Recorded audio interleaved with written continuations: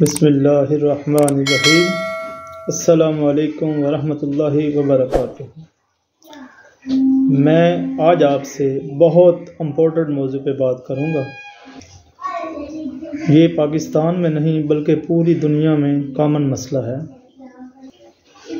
میرا آج کا موضوع ہے بانجھ پن۔ اس کے حوالے سے بہت زیادہ ابہام پایا جاتا ہے کہ بانجھ پن عورتوں کا مسئلہ ہے، لیکن بہت زیادہ مرد اپنے رشتہ ازواج کو خراب کر لیتے ہیں۔ یہاں پر یہ بالکل ضروری نہیں کہ یہ عورتوں کے امراض ہیں، بلکہ مردوں میں بھی یہ کافی زیادہ امراض پائے جاتے ہیں، جس کی وجہ سے اولاد کا نہ ہونا۔ ہمارے معاشرے میں یہ بات بہت زیادہ عام ہے کہ ہم مردوں کے بارے میں کوئی بات نہیں کرتے، بلکہ بہت زیادہ فیملیوں کے اندر اس بات کو بہت برا سمجھا جاتا ہے کہ مردوں کے بارے میں جو بات کریں۔ جہاں پر مردوں کے علاوہ عورتوں کے ٹیسٹ کیے جاتے ہیں، وہاں پر مردوں کے بھی ٹیسٹ ہونے چاہیے تاکہ پتہ چل سکے کہ بیماری کس میں زیادہ ہے۔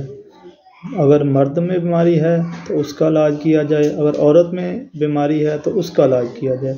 عورتوں میں بہت زیادہ مینسز کے پرابلم ہوتے ہیں، فیمیل میں بہت زیادہ پرابلم پائی جاتی ہیں۔ عورتوں میں پی سی او کا پرابلم بہت زیادہ ہے۔ پی سی او کا مطلب ہے انڈے کا نہ بننا۔ آج کل سب سے زیادہ مسئلہ بچے دانی کا آ رہا ہے۔ عورتوں میں کافی زیادہ فائبرائڈ پائے جاتے ہیں، جسے عام زبان میں رسولیاں کہتے ہیں۔ یہ رسولیاں آج کل جینیٹیکلی بن رہی ہیں۔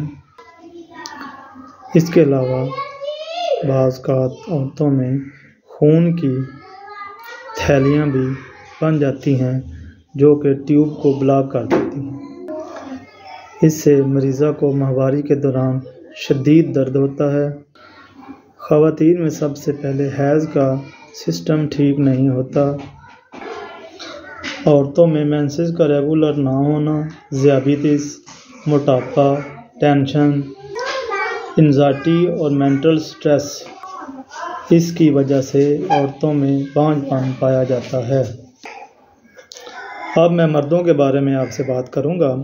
مردوں میں اولاد کے سیل کا نہ ہونا یا سپرم کا کمزور ہو جانا، سپرم کا کم ہو جانا، یہ بہت بڑی وجوہات میں شامل ہے، جس کی وجہ سے انفرٹیلٹی نہیں ہو پاتی۔